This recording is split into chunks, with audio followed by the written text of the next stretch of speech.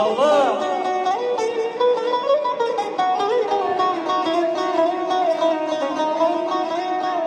Oturmayın azile, şeyden yüzünden balam balar ya. Aynı da dobra gel. Oturmayın,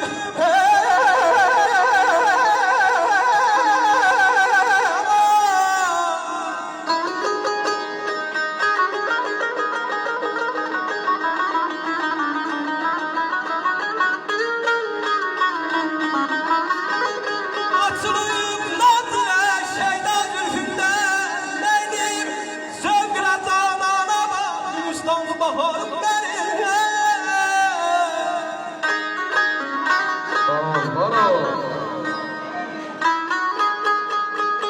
Eğer salam verip bilmezse varanda böyleden size nəsiyyət gərək. Ədəb erkan yol tarix bizimdir. Nəsil və nəsilə icabət gərək. Ürək göynəməsə gözdən yaş axmaz.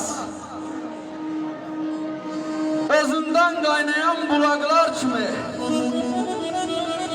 dəssiz bir gözəllik vaxtsız soluxmaz.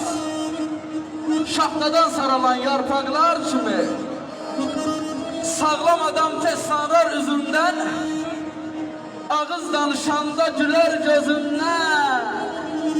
Xəstəlik çəkənlər pisər özündən, qəlbi sınır yetim uşaqlar kimi. Həkimlər hər dərdə tapsalar dərman, Əhməd, ustada rəhmət sözlərə can sağlığı. Əhməd, vaxtsız ölüm girməz bacadan.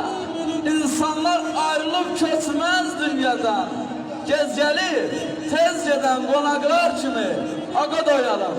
Əl çalma pulla döyək, əl çalma vəsənəydə. Maşallah!